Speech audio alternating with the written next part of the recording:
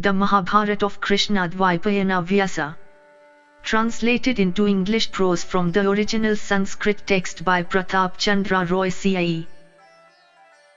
This free ebook has been downloaded from holybooks.com. Bhishma Parva. Section 81, Bhishma Parva continued. Sanjaya said, "Then those heroes, O king, who cherished feelings of hostility towards one another, retired to their tents, their persons covered with blood. Having rested for a while agreeably to rule and praising one another for the feats of the day, they were again seen clad in mail, desirous of battle. Then thy son, O king, overwhelmed with anxiety and covered with blood trickling down from his wounds, asked the grandsire, saying, 'Our troops are fierce and terrible and carry innumerable standards. They are again arrayed properly, yet the brave and mighty warriors of the Pandavas, having penetrated into our array and afflicted and slaughtered our troops, escaped unhurt. Confounding us all, they have won great fame in battle. Bhima again, having penetrated into our Makara array, which was strong as the thunderbolt, afflicted me with his terrible shafts, each resembling the rod of death. Beholding him excited with wrath, O king, I was deprived of my senses. Even now I cannot regain my peace of mind. Through thy grace, O thou that art firm in truth, I desire to obtain victory and slay the sons of Pandu.' Thus addressed by him, the high-souled son of Ganga, that foremost of all wielders of weapons, endued with great mental energy, understanding that Duryodhana was possessed by grief, replied unto him, laughing the while though cheerless, saying, 'Penetrating into their army with the utmost exertions and with my whole soul, O prince, I wish to give thee victory and joy. For thy sake I do not at all dissemble. They that have become the allies of the Pandavas in this battle are fierce and numerous. Mighty warriors of great renown, they are exceedingly brave and accomplished in arms. Incapable of being fatigued, they vomit forth their wrath. Cherishing feelings of animosity towards thee and swelling with prowess, they are not capable of being defeated easily. I will, however, O king, contend against those heroes with my whole soul and throwing away my very life.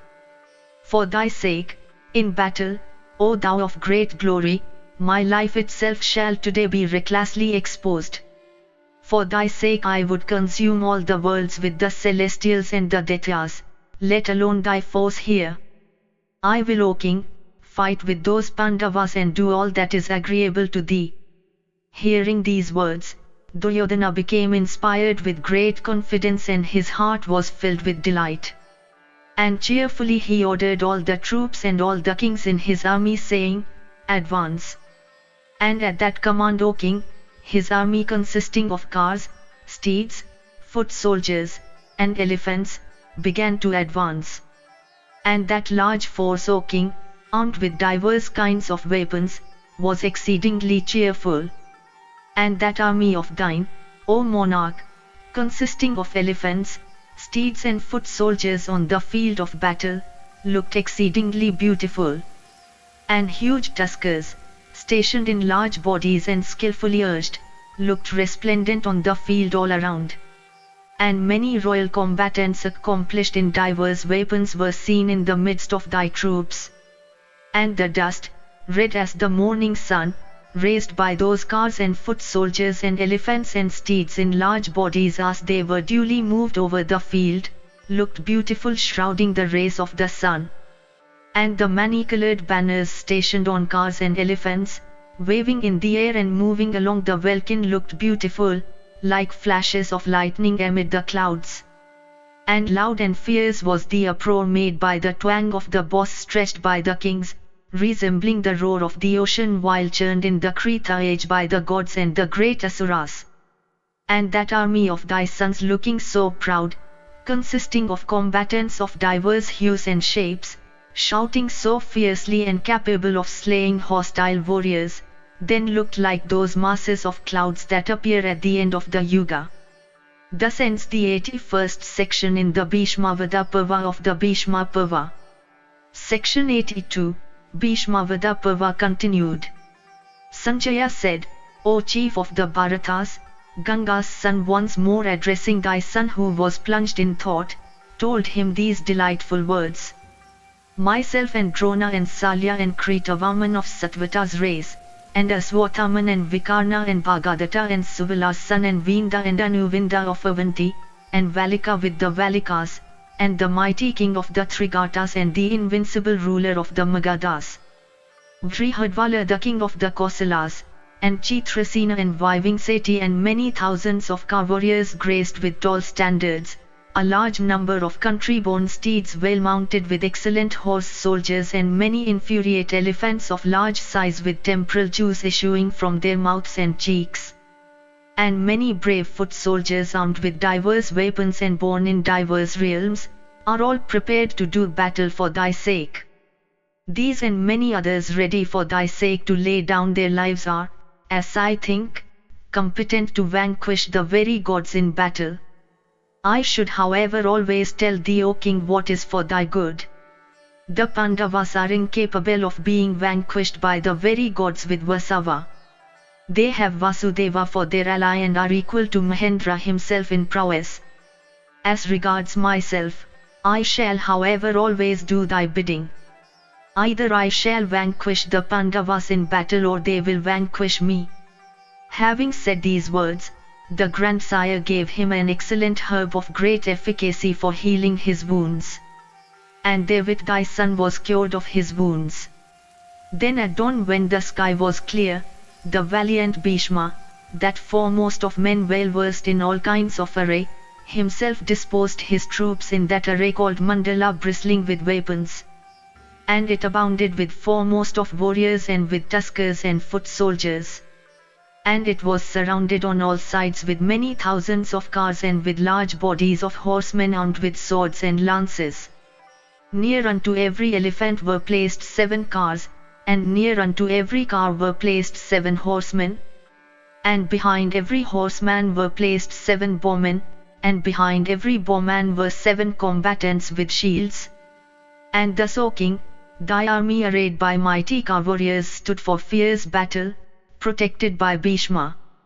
And 10,000 horses and as many elephants and 10,000 cars, and thy sons all equipped in mail, viz., the heroic Chitrasena and others, protected the grandsire. And it was seen that Bhishma was protected by those brave warriors, and those princes themselves of great strength, accoutred in mail, were in their turn protected by him. And Duryodhana, accoutred in mail, sat upon his car on the field, and possessed of every grace looked resplendent like Sakra himself in heaven. Then, O Bharata, loud were the shouts uttered by thy sons, and deafening the clatter of cars and the uproar of musical instruments. That mighty and impenetrable array of those slayers of foes, viz., the Dhartashtra's in the form called Mandala, thus arrayed by Bhishma, began to proceed facing the west. Incapable of being defeated by enemies, it looked beautiful in every point. Beholding then the array called Mandala that was exceedingly fierce, King Yudhishthira himself disposed his troops in the array called Vajra. And when the divisions were thus arrayed, warriors and horsemen stationed in their proper places uttered leonine shouts. Accompanied by their respective forces, the brave warriors of both armies, well versed in smiting, and longing for battle, proceeded desirous of breaking each other's array. And Bharadwaja's son proceeded against the king of the Matsyas, and his son Aswathaman against Sikhundin. And King Duryodhana himself rushed against the son of Prishatha. And Nakula and Sahadeva went forth against the king of the Madras. And Vinda and Anuvinda of Avanti proceeded against Iravat. And many kings together battled with Dhananjaya. And Bhimasena, exerting himself well, opposed the son of Hridika in battle.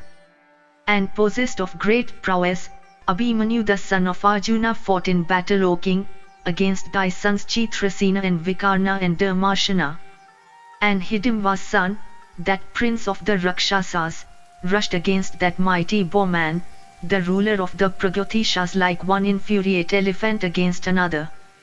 And the Rakshasa Alambusha, O king, excited with wrath rushed in battle against the invincible Satyaki in the midst of his followers. And Bhurisravas, exerting himself greatly, fought against Drishtaketu. And Yudhishthira, the son of Dharma, proceeded against King Shratayush. And Chekitna in that battle fought against Kripa. And others among the Kuru warriors, exerting themselves powerfully, proceeded against that mighty warrior Bhima. And thousands of other kings surrounded Dhananjaya with darts, lances, arrows, maces and spiked clubs in their hands. Then Arjuna, excited with great wrath, addressing him of Vrishni's race, said, "Behold, O Madhava, the Dhartashtra troops in battle, arrayed by the high-souled son of Ganga, acquainted with every kind of array. Behold, O Madhava, those brave warriors, countless in number and desirous of battle with me. Behold, O Kesava, the ruler of the Trigatas with his brothers. This very day I shall slay them all, O Janardana, before thy eyes, them that is, O foremost of the Yadus, who longing for battle with me are on the field." Having said these words, the son of Kunti, rubbing his bowstring, showered his arrows on that multitude of kings. And those great bowmen also poured on him thick showers of arrows, like clouds that fill a lake with torrents of rain in the rainy season. And loud shouts were heard in thy army, O monarch, when in that great battle the two Krishnas were seen covered with thick showers of arrows. And the gods, the celestial rishis, and the Gandharvas with the Uragas, beholding the two Krishnas in that state, were filled with great wonder. Then Arjuna, O king, excited with wrath, invoked the Indra weapon. And then the prowess we beheld of Vijaya seemed to be highly wonderful, insomuch that those showers of weapons shot by his force were checked by his myriads of arrows. And there among those thousands of kings and steeds and elephants, was none, O king, that was not wounded. And others, O sire, the son of Pritha, pierced, each with 2 or 3 arrows. And while being thus struck by Pritha, they sought the protection of Bhishma, the son of Santanu. But Bhishma then became the rescuer of those warriors who were like men sinking in the fathomless deep. And in consequence of those warriors thus flying away and mixing with thy troops, thy broken ranks, O king, were agitated like the vast deep with a tempest. Thus ends the 82nd section in the Bhishmavada Parva of the Bhishma Parva. Section 83, Bhishmavada Parva continued. Sanjaya said, and when the battle was thus raging, and after Susaman had ceased fighting, and the other heroic warriors of the Kuru army had been routed by the high-souled son of Pandu. After, indeed, thy army, resembling the very ocean, had become quickly agitated, and the son of Ganga had speedily proceeded against the car of Vijaya. King Duryodhana, beholding the prowess of Partha in battle, quickly proceeded towards those kings, and addressing them, as also the heroic and mighty Susaman stationed in their van, said in their midst these words, gladdening them all. This Bhishma, the son of Santanu, this foremost one among the Kurus, reckless of his very life, is desirous of fighting with his whole soul against Dhananjaya. Exerting your best, ye all, united together and accompanied by your troops, protect in battle the grandsire of Bharata's race, who is proceeding against the hostile army, saying, yes, all those divisions, belonging to those kings, O monarch, proceeded following the grandsire. Then the mighty Bhishma, the son of Santanu, thus rushing to battle, speedily came upon Arjuna of Bharata's race, who also had been coming towards him on his exceedingly resplendent and large car, unto which were yoked white steeds, and upon which was set up his standard bearing the fierce ape, and whose rattle resembled the deep roll of the clouds. And thy entire army, beholding the diadem-decked Dhananjaya, thus coming to battle, uttered from fear many loud exclamations. And beholding Krishna, reins in hand and looking like the midday sun in splendor, thy troops could not gaze at him. And so also the Pandavas were incapable of looking at Santanu's son Bhishma of white steeds and white bow, and resembling the planet Sukra risen in the firmament. And the latter was surrounded on all sides by the high-souled warriors of the Trigatas, headed by their king with his brothers and sons and by many other mighty warriors. Meanwhile, Bharadvaja's son pierced with his winged arrows the king of the Matsyas in battle. And in that combat he cut off the latter's standard with one shaft and his bow also with another. Then Virata, the commander of a large division, leaving aside that bow thus cut off, quickly took up another that was strong and capable of bearing a great strain. And he also took up a number of blazing arrows that resembled snakes of virulent poison. And he pierced Drona in return with 3 of these and his 4 steeds with 4. And then he pierced Drona's standard with 1 arrow and his charioteer with 5. And he also pierced Drona's bow with 1 arrow, and at all this that bull among Brahmanas became highly angry. Then Drona slew Virata's steeds with 8 straight shafts and then his charioteer, O chief of the Bharatas, with 1 shaft. His charioteer having been slain, Virata jumped down from his car whose steeds also had been killed. And then that foremost of warriors speedily mounted upon the car of his son Sanka. Then sire and son, staying on the same car, began with great might to resist the son of Bharadvaja with a thick shower of arrows. Then the mighty son of Bharadvaja, excited with wrath, quickly shot at Sanka in that encounter, an arrow resembling a snake of virulent poison. And that arrow, piercing through Sanka's breast and drinking his blood, fell upon the earth, wet and smeared with gore. Struck with that arrow of Bharadvaja's son, Sanka speedily fell down from his car, his bow and arrows loosened from his grasp in the very presence of his sire. And beholding his son slain, Virata fled from fear, avoiding Drona in battle, who resembled death's self with gasping mouth. The son of Bharadvaja then, without losing a moment, checked the mighty host of the Pandavas resisting combatants by hundreds and thousands. Sikhandin also, O king, getting at Drona's son in that battle, struck the latter between his brows with 3 swiftly coursing shafts. And that tiger among men, viz., Aswathaman, pierced with those shafts, looked beautiful like the mountain Meru with its 3 tall golden crests. Then, O king, Aswathaman, excited with rage, and within half the time taken up by a wink of the eye, overthrew in that battle Sikhandin's charioteer and standard and steeds and weapons, covering them with myriads of shafts. Then that foremost of warriors, viz., Sikhandin, that scorcher of foes, jumping down from that car whose steeds had been slain and taking up a sharp and polished scimitar and a shield, excited with rage, moved on the field with great activity like a hawk.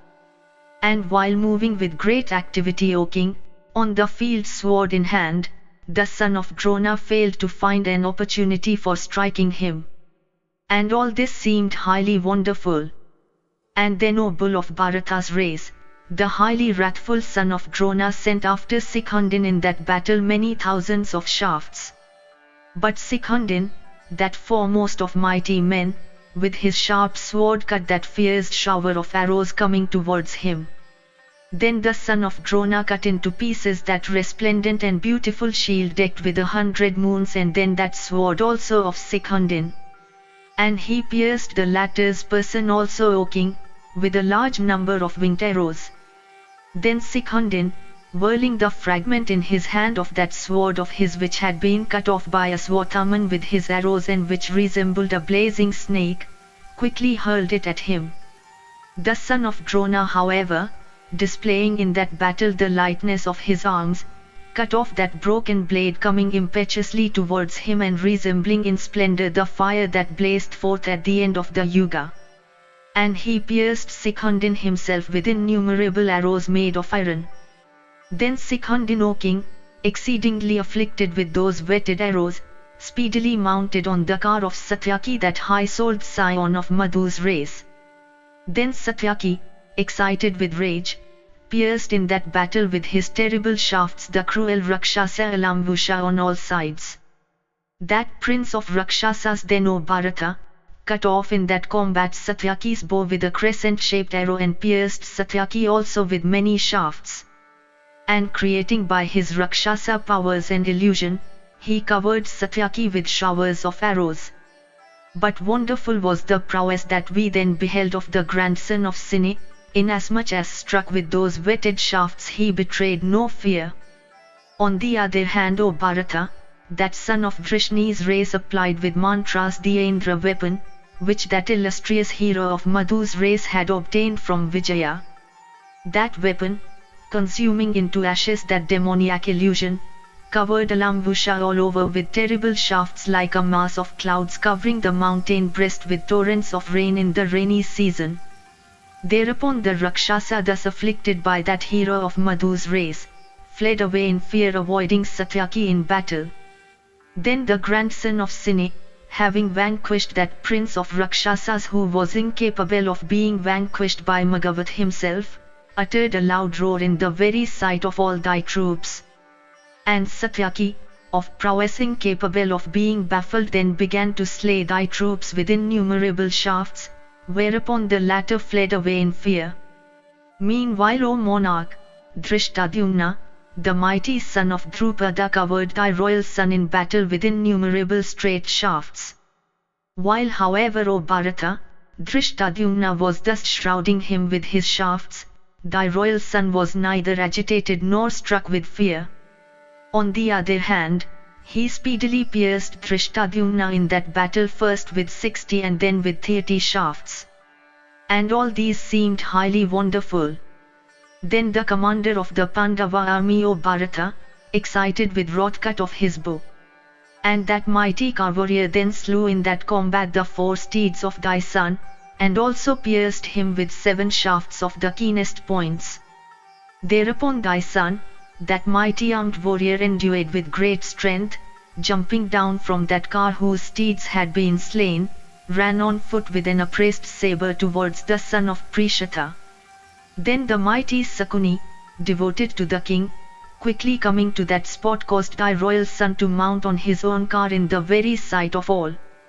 Then that slayer of foes, the son of Prishata, having vanquished the king, began to slaughter thy troops like the wielder of the thunderbolt slaughtering the Asuras.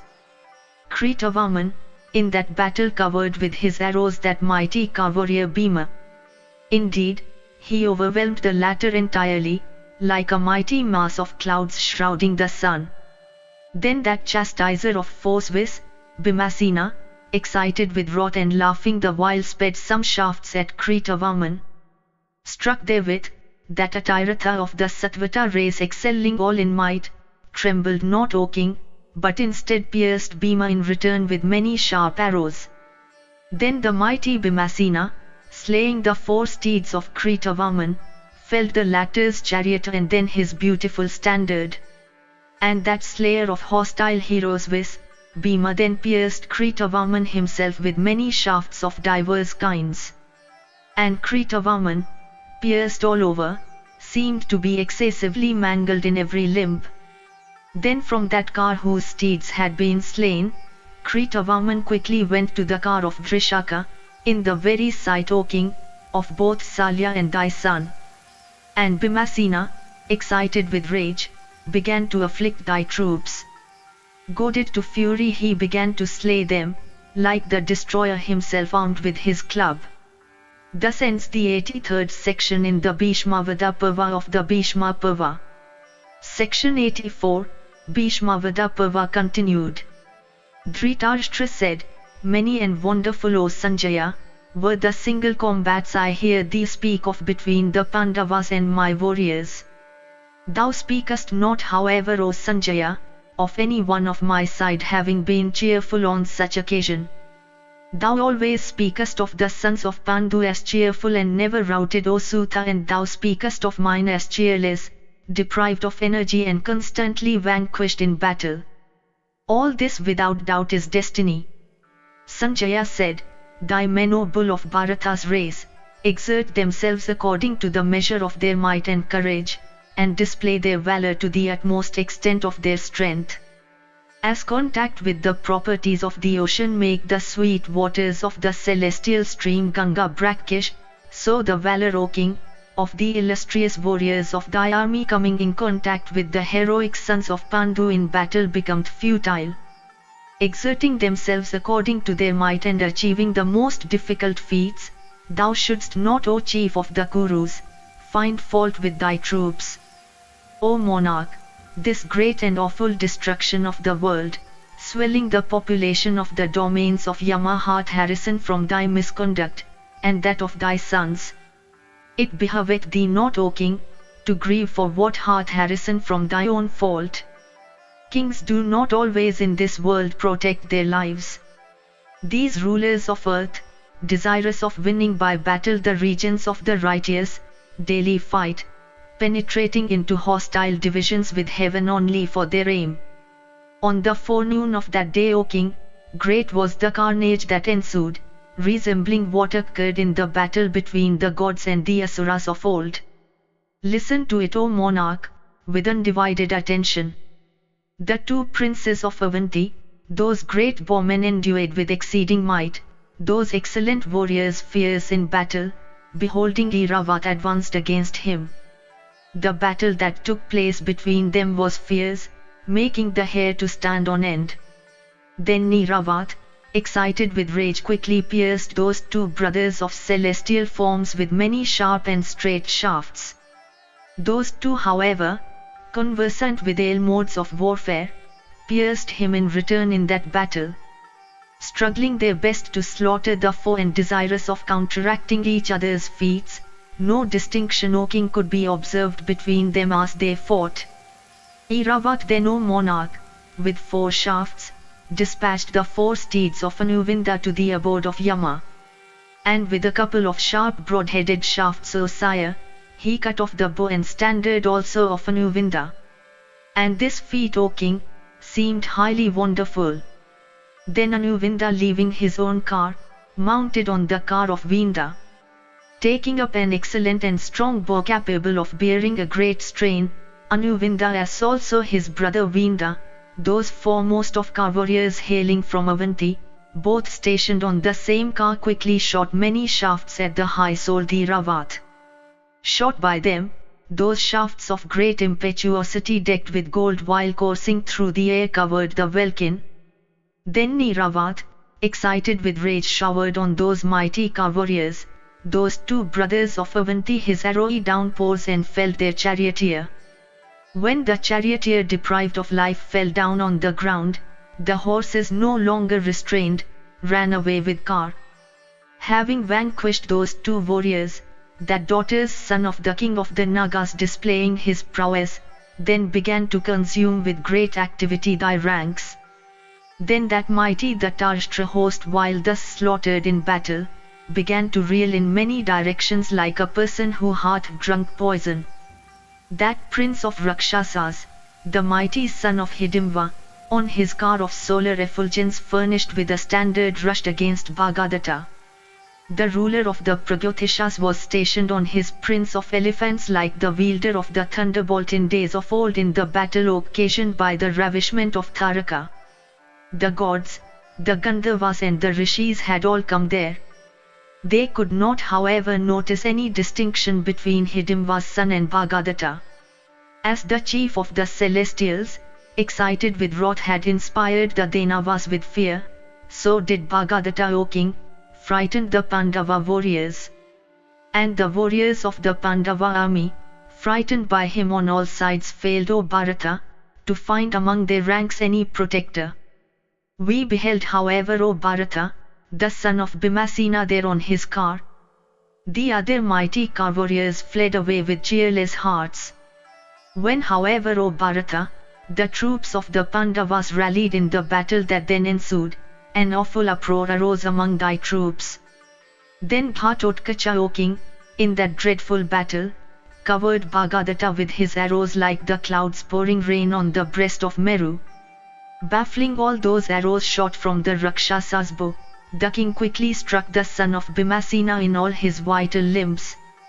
That prince of the Rakshasas, however, though struck with innumerable straight shafts, wavered not at all but stood still like a mountain pierced with shafts. Then the ruler of the Pragyotishas, excited with wrath hurled in that combat 14 lances, all of which however were cut off by the Rakshasa. Cutting off by means of his sharp shafts those lances, the mighty armed Rakshasa pierced Bhagadatta with 70 shafts, each resembling the thunderbolt in force. Then the ruler of the Pragyotishas, laughing the while, O Bharata, dispatched in that combat the 4 steeds of the Rakshasa to death's domain. The prince of the Rakshasas, however, of great valor, staying on that car whose steeds had been slain, hurled with great force a dart at the elephant of the ruler of the Pragyotishas. King Bhagadatta then cut off that swift dart furnished with a staff of gold, and coursing impetuously towards him into 3 fragments, and thereupon it fell down on the ground. Beholding his dart cut off, the son of Hidimva fled from fear, like Namuchi, that foremost of the Daityas, in days of old from battle with Indra. Having vanquished in battle that hero of great valor and renowned prowess who, O king, cannot be vanquished in battle by Yama himself or Varuna, King Bhagadatta with his elephant began to crush down the troops of the Pandavas like a wild elephant, O king, crushing as he treads the lotus stalks in a lake. The ruler of the Madras engaged in battle with his sister's sons, the twins, and he overwhelmed those sons of Pandu with clouds of arrows. Then Sahadeva, beholding his maternal uncle, engaged in battle with him, covered him with arrows, like the clouds covering the maker of day. Covered with those clouds of arrows, the ruler of the Madras wore a delighted expression, and the twins also felt great delight for the sake of their mother. Then Salya, that mighty warrior smiting effectively in that battle, dispatched with 4 excellent shafts soaking the 4 steeds of Nakula to the abode of Yama. Nakula then, that mighty warrior, quickly jumping down from that car whose steeds had been slain, mounted upon the vehicle of his renowned brother. Stationed then on the same car those 2 heroes, both fierce in battle and both excited with rage, began to shroud the car of the ruler of Madras with their arrows, drawing their bows with great strength. But that tiger among men, though thus covered by his sister's sons with innumerable straight arrows, shook not in the least but stood immovable like a hill. Laughing the while he smote them in return with showers of arrows. Then Sahadeva of great prowess, O Bharata, excited with wrath, took up a powerful shaft and rushing at the ruler of the Madras, shot it at him. That shaft, endued with the impetuosity of Gadura himself, shot by him, pierced the ruler of the Madras through and fell on the earth. Thereupon that mighty warrior, deeply pierced and greatly pained, sat down, O king, on the terrace of his car and went into a swoon. Beholding him thus afflicted by the twins, deprived of consciousness and prostrated on his car, his charioteer bore him away on his vehicle over the field. Seeing the car of the ruler of the Madras retreating from battle, the Dhartashtra's all became cheerless and thought it was all over with him. Then those mighty warriors, viz., the 2 sons of Madri, having vanquished in battle their maternal uncle, cheerfully blew their conches and uttered leonine roars. And then they rushed joyfully, O king, towards thy forces like the gods Indra and Upendra, O monarch, towards the Daitya host. Thus ends the 84th section in the Bhishma Parva of the Bhishma Parva. Section 85, Bhishma Parva continued. Sanjaya said, Then when the sun attained the meridian, King Yudhishthira, beholding Shratayuj, urged on his steeds. And the king rushed at Shratayuj, that chastiser of foes, striking him with 9 straight shafts of keen points. That great bowman King Shratayuj then, checking in that battle those arrows shot by the son of Pandu, struck Yudhishthira with 7 shafts. These, penetrating through his armor, drank his blood in that battle as if sucking the very vital energies dwelling in the body of that high-souled one. The son of Pandu then, though deeply pierced by that high-souled king, pierced King Shratayush in return, at the latter's heart, with an arrow shaped as the boar's ear. And that foremost of warriors, viz., the son of Pritha, with another broad-headed arrow, quickly felled on the earth the standard of the high-souled Shratayush from his car.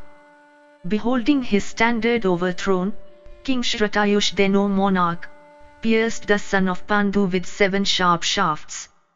Thereupon Yudhishthira the son of Dharma, blazed up with wrath like the fire that blazed forth at the end of the Yuga for consuming creatures.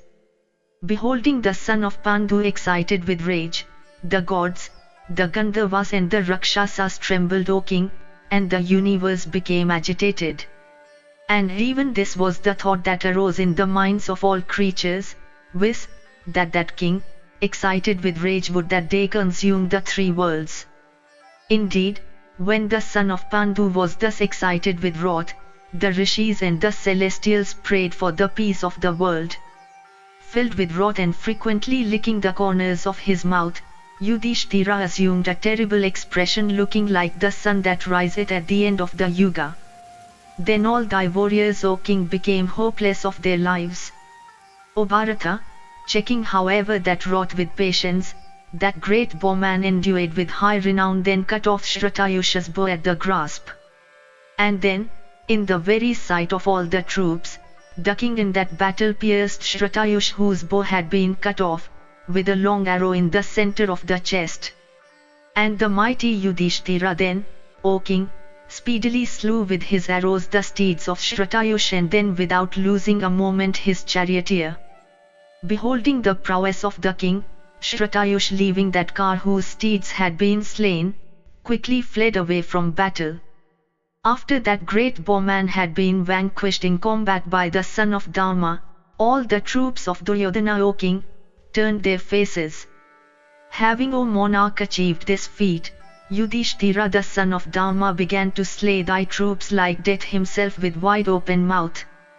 Chaitanya of the Vrishni race, in the very sight of all the troops covered with his shafts, Gautama, that foremost of warriors, baffling all those arrows, Kripa the son of Saradvat, pierced Chaitanya in return, who was fighting with great care, O king, with arrows in that battle.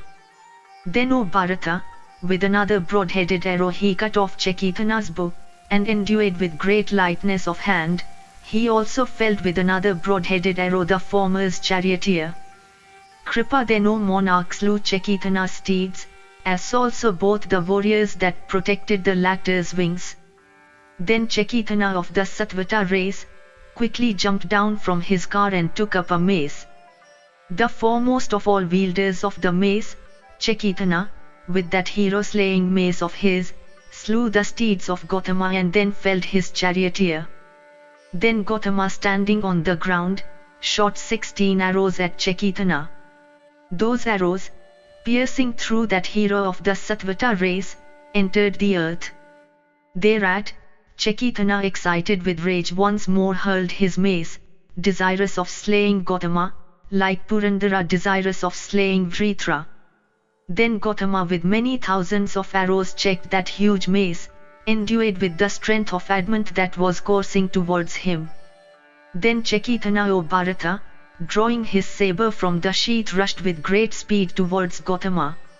Thereupon Gautama also, throwing away his bow and taking up a polished saber, rushed with great speed towards Chaitanya. Both of them possessed of great strength, and both armed with excellent sabers began to strike each other with those sharp-edged weapons of theirs. Then those bulls among men, struck with the force of each other's sabers, fell down on the earth, that common element of all creatures. Exhausted by the efforts they had made, the limbs of both were motionless in a swoon. Then Karakasha, impelled by friendship, quickly rushed to that spot. And that invincible warrior, beholding Chaitanya in that plight, took him up on his car in the very sight of all troops. And so also the brave Sakuni, thy brother-in-law, O monarch, speedily caused Gautama, that foremost of warriors, to mount on his car. The mighty Drishtaketu, excited with wrath, speedily pierced the son of Somadatta, O king, with 90 shafts in the chest.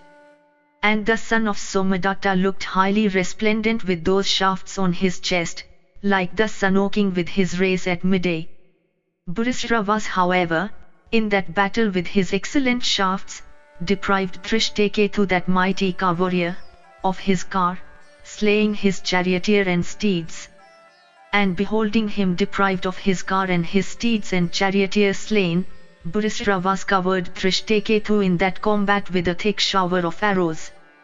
The high-souled Drishtaketu then, O sire, abandoning that car of his, mounted upon the vehicle of Satanika. Chitrasena and Vikarna, O king, and also Dharmashana, these warriors cased in golden mail, all rushed against the son of Subhadra. Then a fierce battle took place between Abhimanyu and those warriors, like the battle of the body, O king, with wind, bile and phlegm. That tiger among men, however, viz. Abhimanyu, having, O king, deprived thy sons of their cars, slew them not, remembering Bhima's words. Then during the progress of the fight, Kunti's son Arjuna of white steeds, beholding Bhishma, who was incapable of being vanquished by the very gods, proceeding to rescue thy sons in view of Abhimanyu, a boy and alone though a mighty warrior, addressed Vasudeva and said these words, Urge the steeds, O Hrishikesa, to that spot where are those numerous warriors. They are many in number, brave, accomplished in arms, invincible in battle. Guide the horses so, O Madhava, that the foe may not be able to slay our troops. Thus urged by Kunti's son of immeasurable energy, he of Vrishni's race then drove that car unto which were yoked white steeds to battle. When Arjuna, excited with rage, thus proceeded towards thy army, a loud uproar, O sire, arose among thy troops. The son of Kunti then, having come up to those kings that were protecting Bhishma, first addressed Susaman, O king, and said these words, I know thee to be foremost in battle, and a dire enemy of ours of old. Behold today the terrible fruit of that evil behavior of thine. I will today cause thee to visit the manes of thy ancestors. That leader of car divisions, Susaman, however, hearing these harsh words uttered by that slayer of foes, viz. Vibhatsu, told him nothing in reply, well or ill. But approaching the heroic Arjuna, with a large number of kings in his train and surrounding him in that battle, he covered him, aided by thy sons, O sinless one, with arrows from all sides, viz. Front, rear, and flanks, like the clouds covering the maker of day. Then, O Bharata, a dreadful battle took place between thy army and the Pandavas, in which blood ran like water. Thus ends the 85th section in the Bhishmavada Parva of the Bhishma Parva. Section 86, Bhishmavada Parva continued. Sanjaya said, Then the mighty Dhananjaya, struck with those shafts and drawing long breaths like a trodden snake, cut off with great force by means of his successive shafts, the boss of those mighty warriors. Cutting off in a moment, O king, the boss of those powerful monarchs in that battle, the high-souled Arjuna, desiring to exterminate them, pierced all of them simultaneously with his shafts. Struck thus by Indra's son, O king, some of them fell down on the field covered with blood. And some had their limbs mangled, and some had their heads struck off. And some perished with bodies mangled and coats of mail cut through. And afflicted by the arrows of Partha, many of them falling down on the earth perished together. Beholding then those princes slain in battle, the ruler of the Trigatas advanced on his car. And 230 others amongst those warriors, they who had been protecting the rear of the slain combatants, also fell upon Partha. These all surrounding Partha and drawing their bows of loud twang, poured on him a thick shower of arrows like the clouds pouring torrents of water on the mountain breast. Then Dhananjaya, afflicted with that arrowy downpour in that battle, became excited with wrath, and with 60 arrows steeped in oil, he dispatched all those protectors of the rear. Having vanquished in battle those 60 warriors, the illustrious Dhananjaya became cheerful at heart. And having slain also the forces of those kings, Jishnu sped for Bhishma's slaughter. Then the ruler of the Trigatas, beholding his friends those mighty warriors slain, speedily advanced upon Partha, with a number of other kings in his van for slaying him. Then the Pandava warriors headed by Sikhundin, beholding those combatants advancing upon Dhananjaya, that foremost of all conversant with arms, proceeded with whetted weapons in hand desirous of protecting the car of Arjuna. Partha also beholding those brave men advanced towards him with the ruler of the Trigatas, mangled them in battle with arrows shot from Gandiva. Then that distinguished bowman, desirous of approaching Bhishma, beheld Duryodhana and other kings headed by the ruler of the Sindhus, fighting with great energy for a moment and checking those warriors that were desirous of protecting Bhishma, the heroic Arjuna of great valor and infinite prowess, avoiding Duryodhana and Jayadratha and others. That warrior of mighty strength and great mental vigor at last proceeded, bow and arrow in hand, towards the son of Ganga in battle. The high-souled Yudhishthira also, of fierce prowess and infinite renown, avoiding in battle the ruler of the Madras who had been assigned to his share, quickly proceeded with excited wrath and accompanied by Bhima and the sons of Madri towards Bhishma the son of Santanu for battle. Conversant with all modes of warfare, the high-souled son of Ganga and Santanu, though attacked in battle by all the sons of Pandu united together, wavered not at all. Of fierce might and great energy, King Jayadratha of sure aim advancing in battle, forcibly cut off with his own excellent bow the boss of all those mighty warriors. And the illustrious Duryodhana also with excited wrath and having wrought for his position, struck Yudhishthira and Bhimasena and the twins and Partha with arrows resembling flames of fire. Pierced with arrows by Kripa and Sala and Chitrasena, O Lord, the Pandavas inflamed with rage, resembled the gods pierced with arrows by the united Daityas in days of old.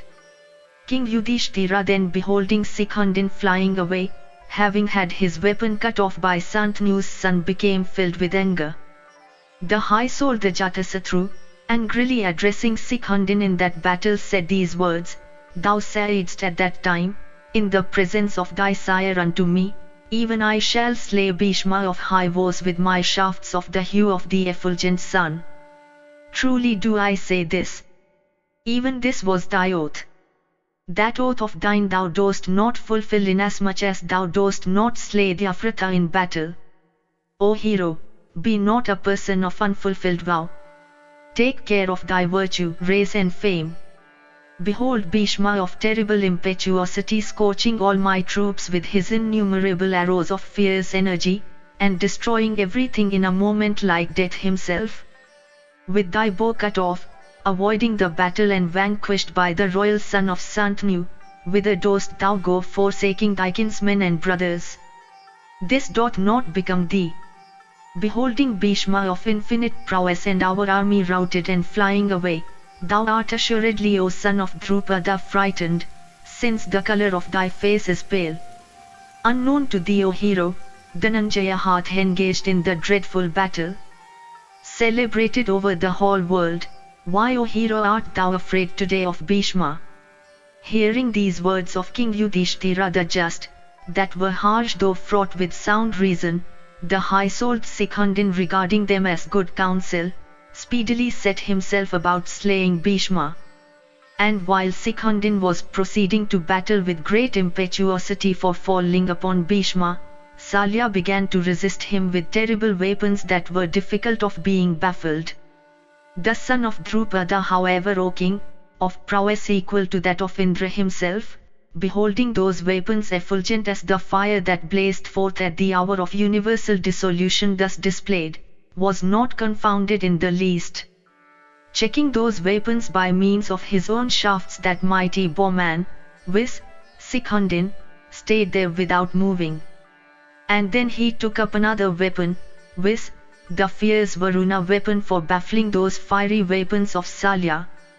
Then the celestials staying in the firmament and the kings of the earth also, all beheld Salya's weapons baffled by that Varuna weapon of Sikhundin. Meanwhile, the high-souled and heroic Bhishma, O king, in that battle cut off the bow and the variegated standard also of Pandu's son, King Yudhishthira of the Ajamida race. Thereupon, casting aside his bow and arrows upon beholding Yudhishthira overwhelmed with fear and taking up a mace in that battle, Bhimasena rushed on foot at Jayadratha. Then Jayadratha, with 500 terrible arrows of keen points and each resembling the rod of death, pierced Bhimasena from every side, who was thus rushing impetuously at him, mace in hand. Disregarding those arrows, the impetuous Vrikodara, with heart filled with rage, slew in that battle all the steeds born in Aratha, of the king of the Sindhus. Then beholding Bhimasena on foot, thy son Chitrasena, of unrivaled prowess and resembling the chief of the Celestials himself, quickly rushed at him on his car with appraised weapons, for giving him his quietus. Bhima also, roaring and uttering a loud shout, rushed at him impetuously, mace in hand. Thereupon the Kauravas all around, beholding that appraised mace resembling the rod of death, forsaking thy brave son, fled away desirous of avoiding its fall amongst them. In that fierce and awful crush of men, O Bharata, confounding the senses, Chitrasena, however, beholding that mace coursing towards him, was not deprived of his senses. Taking up a bright scimitar and a shield, he forsook his car and became a warrior on foot in the field, for jumping down from his vehicle like a lion from the top of a cliff, he came down upon the level ground. Meanwhile that mace, falling upon that beautiful car and destroying the vehicle itself with its steeds and charioteer in that battle, dropped on the ground like a blazing meteor loosened from the firmament, falling upon the earth. Then thy troops, O Bharata, beholding that highly wonderful feat, became filled with joy, and all of them together set up a loud shout over the field of battle. And the warriors all applauded thy son for what they witnessed. Thus ends the 86th section in the Bhishma Parva of the Bhishma Parva. Section 87, Bhishma Parva continued. Sanjaya said, approaching then thy son Chitrasena of great energy, who had thus been deprived of his car, thy son Vikarna caused him to mount on his car. And during the progress of that general engagement, so fierce and dreadful, Bhishma the son of Santanu impetuously rushed at Yudhishthira. Then the Srinjayas with their cars, elephants and horses trembled. And they regarded Yudhishthira to be already within the jaws of death. The Lord Yudhishthira, however, of Kuru's race, accompanied by the twins, proceeded towards that mighty bowman, that tiger among men, viz. Bhishma. Then the son of Pandu, shooting in that battle thousands of arrows, shrouded Bhishma like the clouds shrouding the sun. And those numberless arrows, well shot by Yudhishthira, were received by the son of Ganga in distinct sets by hundreds and thousands. And so also, O sire, innumerable were the arrows shot by Bhishma in return, which looked like flights of insects coursing through the air. In half the time taken up by a wink of the eye, Bhishma the son of Santanu in that battle made Kunti's son invisible by means of his numberless shafts shot in sets. Then King Yudhishthira, excited with rage, sped at the high-souled Kaurava a long arrow resembling a snake of virulent poison. That mighty warrior, Bhishma, however, O king, cut off in that combat, with a horseshoe-headed arrow, that shaft shot from Yudhishthira's bow before it could reach him. Having cut off that long arrow resembling death himself, Bhishma then slew in that battle the steeds, decked with gold, of that prince of Kuru's line. Then Yudhishthira the son of Pandu, abandoning that car whose steeds had been slain, quickly mounted upon the car of the high-souled Nakula. Then Bhishma, that subjugator of hostile cities, excited with rage and coming upon the twins in that battle, covered them with arrows. Beholding those two brothers, O king, thus afflicted with the arrows of Bhishma, Yudhishthira began to reflect earnestly, desirous, O monarch, of compassing Bhishma's destruction. Then Yudhishthira, O king, urged his friends and the rulers on his side, saying, slay Bhishma the son of Santanu, uniting together. Then all those rulers, hearing these words of Pritha's son, surrounded the grandsire with a large number of cars. Thy sire Devavrata then, thus surrounded on all sides, began to sport, O king, with his bow, felling all the while many mighty warriors. Him of Kuru's race thus careening over the field of battle, the Pandavas beheld resembling a young lion in the forest amid a herd of deer. Uttering a loud roar in that battle and striking fear into the hearts of brave warriors by means of his shafts, the Kshatriyas beholding him, O king, were all struck with fear like inferior animals upon seeing a lion. Indeed, the Kshatriyas beheld the movements of that lion of Bharata's race in battle to resemble those of a conflagration aided by the wind while consuming a heap of dry grass. And Bhishma in that battle felled the heads of warriors like a skillful man felling with stones ripe palmyra fruits from trees that bear them. And the heads of warriors, O king, falling upon the surface of the earth produced a loud noise resembling that of a stony shower.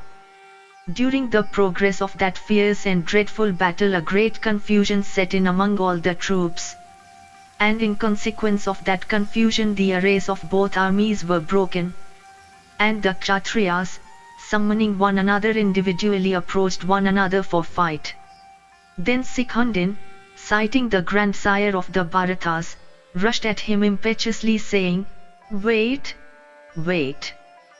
Remembering however the femininity of Sikhundin and disregarding him on that account, Bhishma proceeded against the Srinjayas.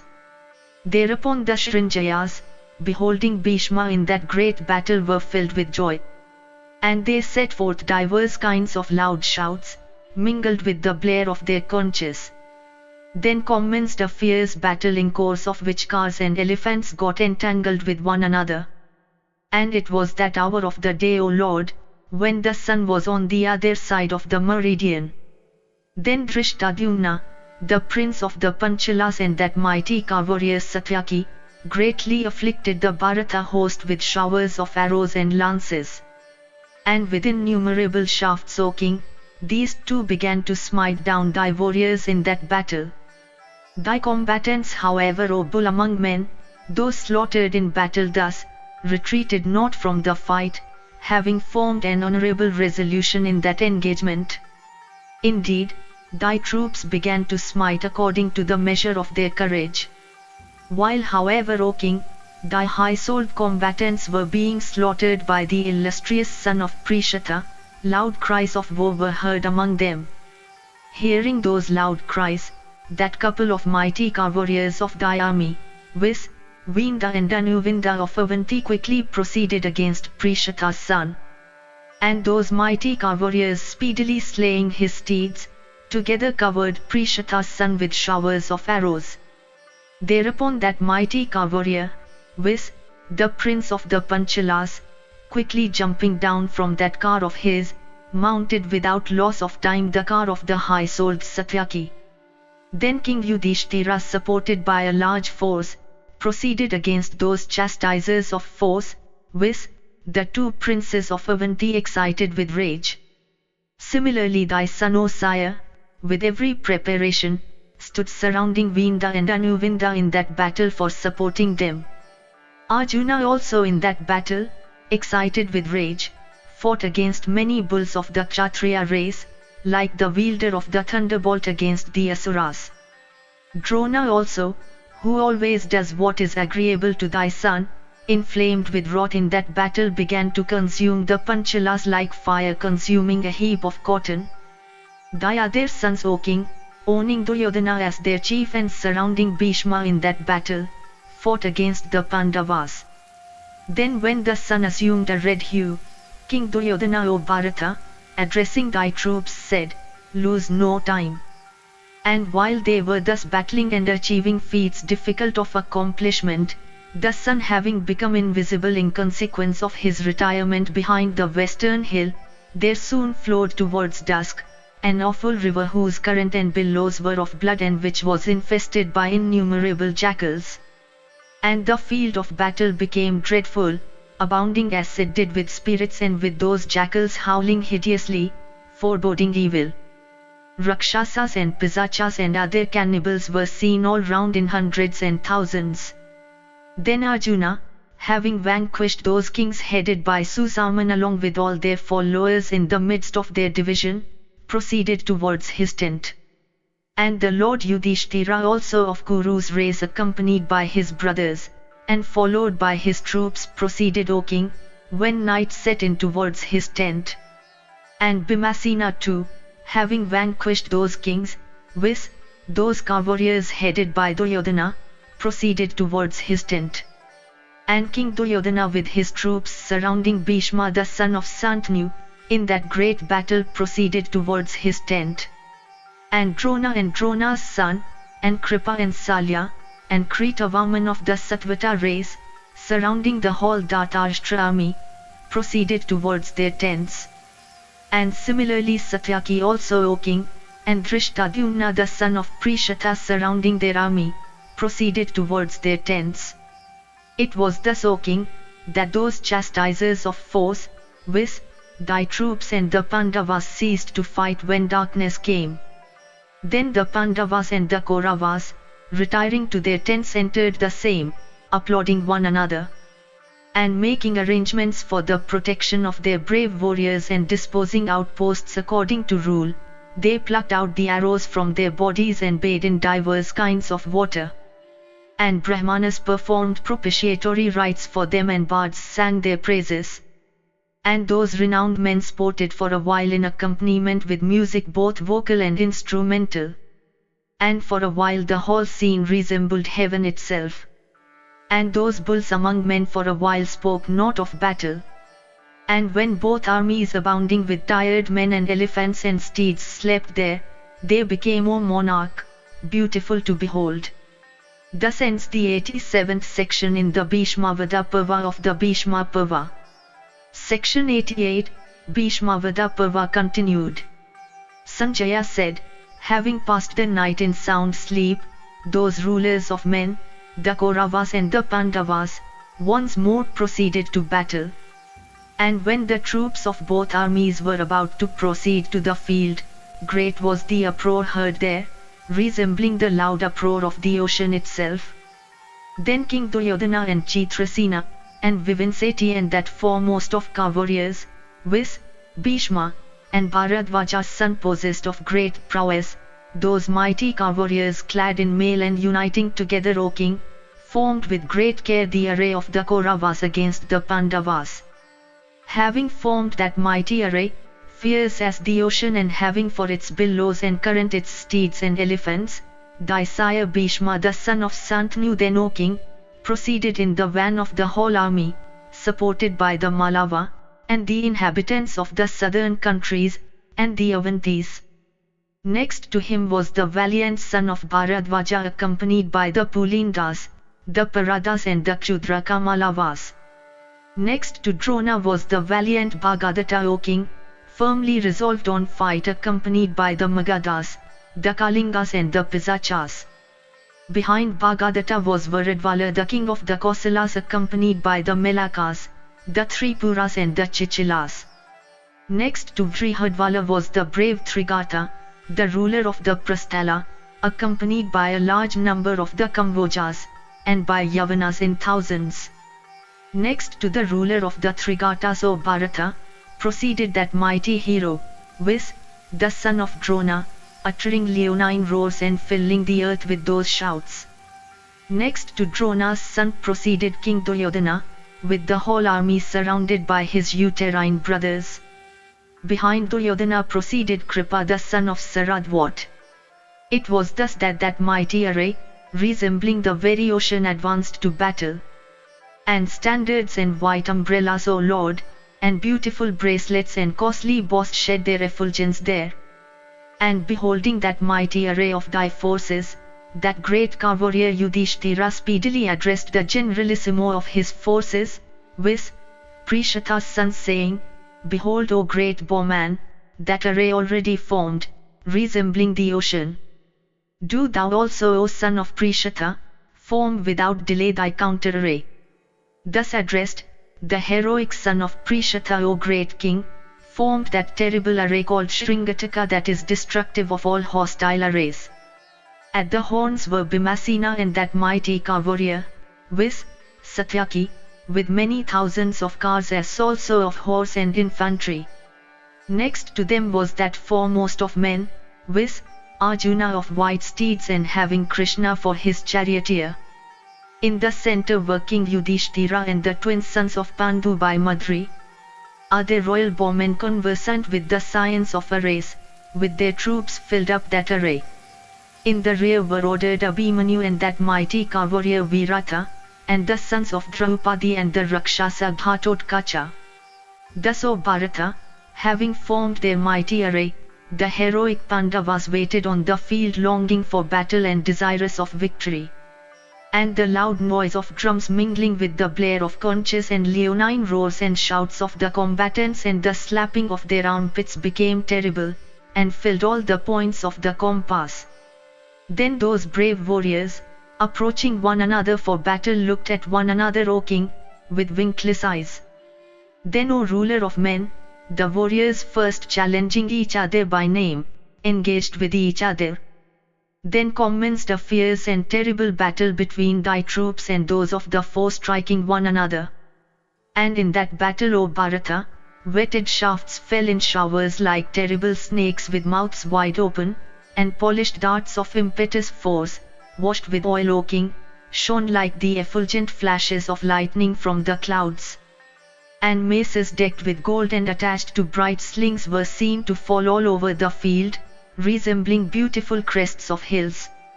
And sabers of the color of the clear blue sky, O Bharata, and shields of bulls' hides and decked with 100 moons, as they fell everywhere over the field, O king, looked beautiful. And as the two armies, O king, were engaged in battle with each other, they looked resplendent like the celestial and the demoniac hosts battling with each other. All around they rushed against one another in battle.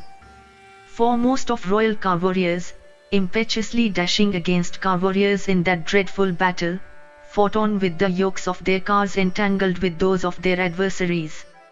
And O bull of Bharata's race, all over the field flashes of fire mixed with smoke were generated in consequence of friction, in the tusks of battling elephants. And combatants on the backs of elephants struck with lances, were seen all around to fall down like blocks loosened from crests of hills. And brave foot soldiers, battling with their bare arms or with lances and striking one another, looked exceedingly beautiful. And the warriors of the Kaurava and the Pandava hosts, coming upon one another in that conflict, dispatched one another with divers kinds of shafts to the abode of Yama.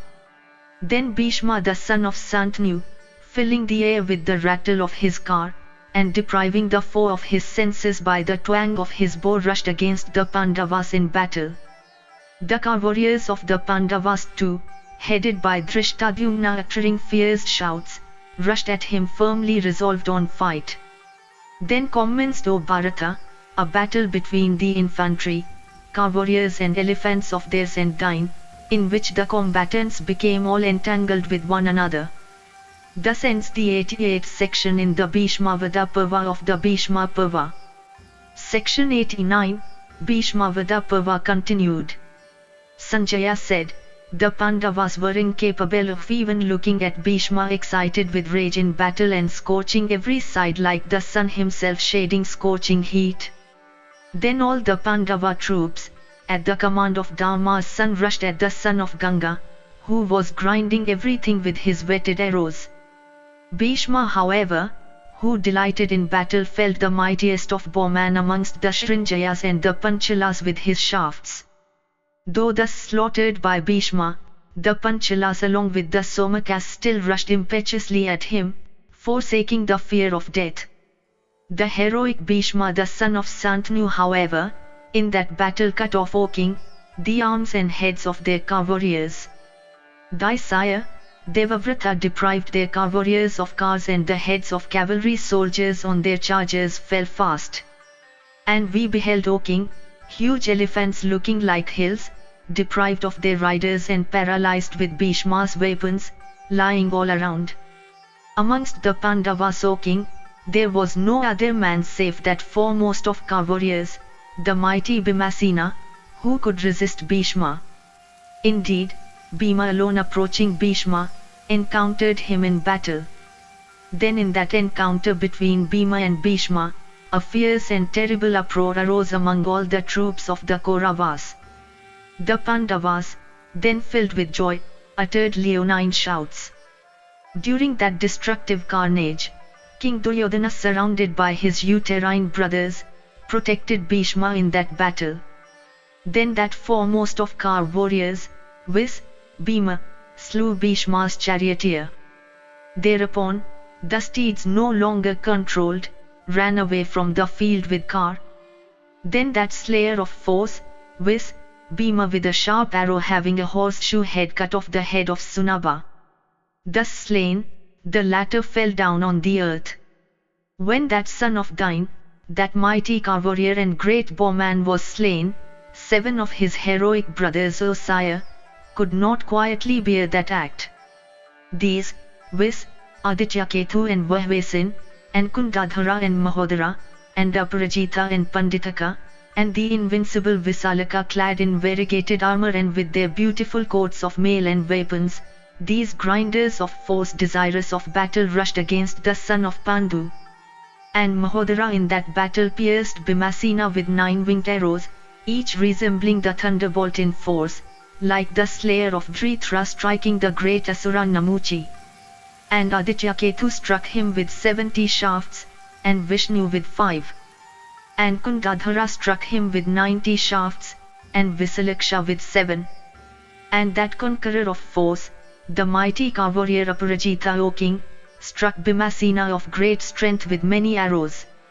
And Panditaka also, in battle pierced him with 3 arrows. Bhima, however, did not quietly bear these attacks of his foes in battle. Forcibly grasping the bow with his left hand, that grinder of force cut off in that battle the head with a straight shaft of thy son Aparajita, graced with a fine nose. Thus vanquished by Bhima, his head then dropped on the ground.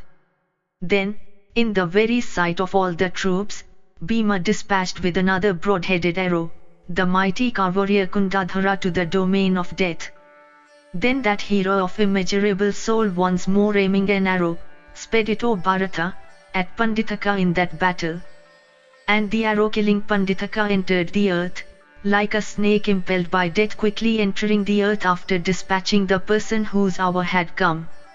Of undepressed soul that hero then, O king, recollecting his former woes, felled Visalaksha's head, cutting it off with 3 arrows. Then Bhima in that battle struck the mighty bowman Mahodara in the center of the chest with a long shaft. Slain therewith, O king, the latter fell down on the earth. Then, O Bharata, cutting off with an arrow the umbrella of Adityaketu in that battle, he severed his head with another broad-headed shaft of exceeding sharpness. Then, O monarch, excited with rage, Bhima with another straight shaft dispatched Vahvesin towards the abode of Yama. Then Daya, their sons, O king, all fled away, regarding the words to be true which Bhima had uttered in the midst of the Kaurava assembly. Then King Duryodhana, afflicted with sorrow on account of his brothers, addressed all his troops, saying, There is Bhima. Let him be slain. Thus, O king, thy sons, those mighty bowmen, beholding their brothers slain, recollected those words beneficial and peaceful that Vidura of great wisdom had spoken.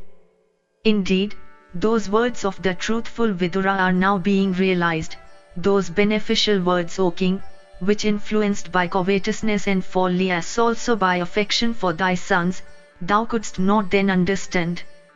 From the way in which that mighty armed hero is slaying the Kauravas, it seemeth that that mighty son of Pandu hath assuredly taken his birth for the destruction of thy sons. Meanwhile, King Duryodhana, O sire, overwhelmed with great grief, went to Bhishma, and there, overcome with sorrow, he began to lament, saying, My heroic brothers have been slain in battle by Bhimasena. Although again, all our troops are fighting bravely, yet they also are falling. Thou seemest to disregard us, behaving as thou dost like an indifferent spectator. Alas, what course have I taken? Behold my evil destiny.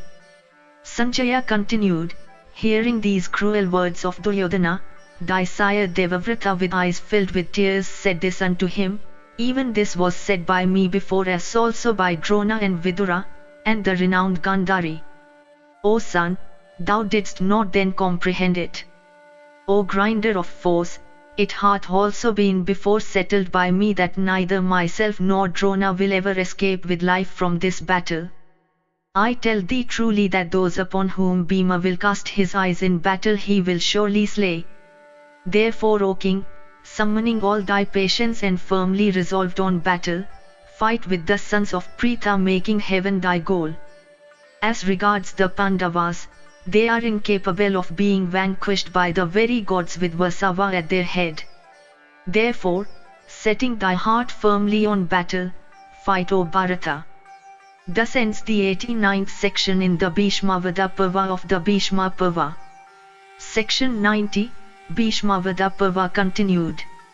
Dhritarashtra said, beholding my sons so many in number, O Sanjaya, slain by a single person, what did Bhishma and Drona and Kripa do in battle? Day after day, O Sanjaya, my sons are being slain. I think, O Suta, that they are completely overtaken by evil destiny, inasmuch as my sons never conquer but are always vanquished. When my sons, staying in the midst of those unretreating heroes, viz., Drona and Bhishma and the high-souled Kripa, and Somadatta's heroic son and Bhagadatta, and Aswathaman also, O son, and other brave warriors are being still slain in battle, what can it be said save the result of fate? The wicked Duryodhana did not comprehend our words before, though admonished by me, O son, and Bhishma and Vidura. Though forbidden always by Gandhari too, from motives of doing him good, Duryodhana of wicked understanding awoke not before from folly. That conduct hath now borne fruit inasmuch as Bhimasena, excited with wrath, dispatcheth day after day in battle my insensate sons to the abode of Yama. Sanjaya said, those excellent words of Vidura, uttered for thy good but which thou didst not then understand, have now come to be realized. Vidura had said, restrain thy sons from the dice. Like a man whose hour is come refusing the proper medicine, thou didst not then listen to the words of well-wishing friends counseling thee for thy good. Those words uttered by the righteous have now been realized before thee. Indeed, the Kauravas are now being destroyed for having rejected those words deserving of acceptance of Vidura and Drona and Bhishma and thy other well-wishers. These very consequences happened even then when thou declinedst to listen to those counsels.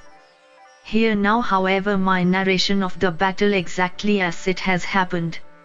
At midday the battle became exceedingly awful and fraught with great carnage. Listen to me, O king, as I describe it.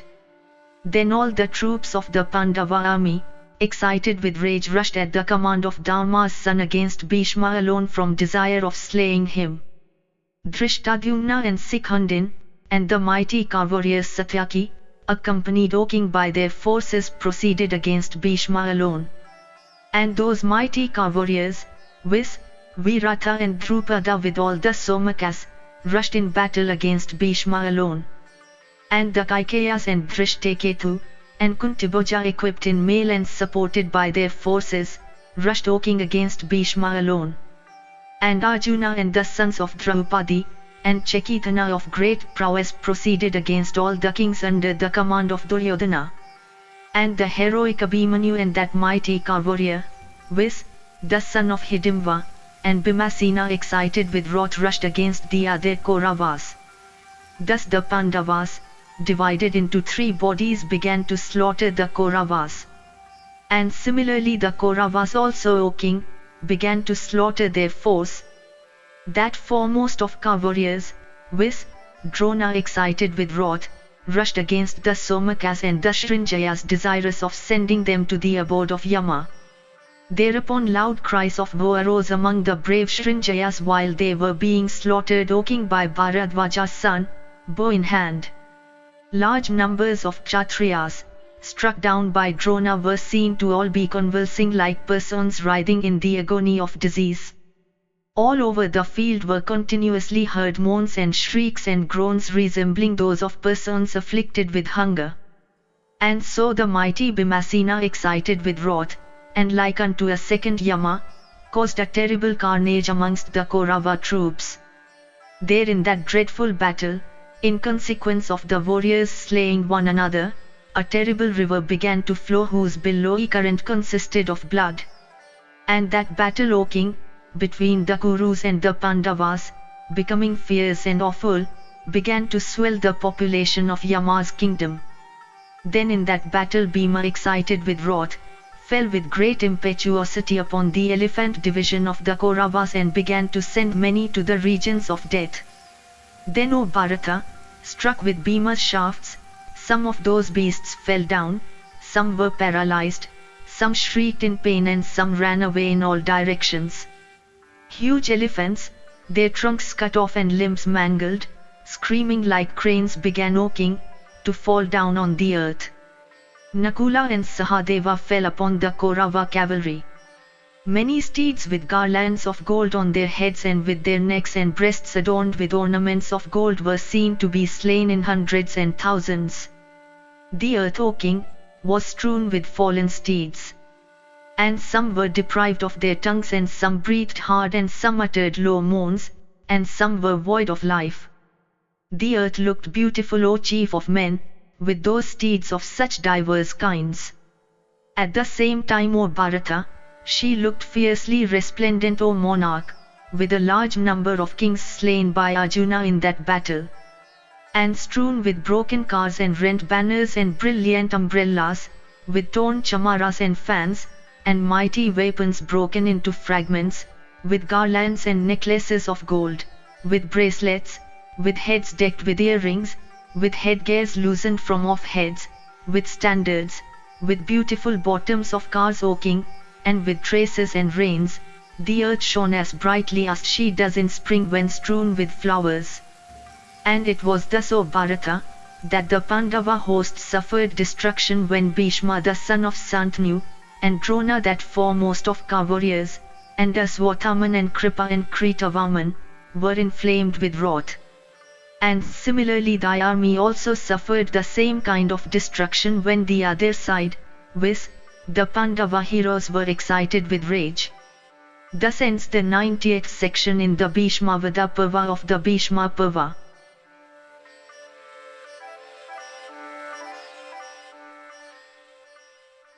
If you enjoyed this audiobook, please like and subscribe to be notified of when new audiobooks are uploaded. Thank you for listening and learning. Shanti.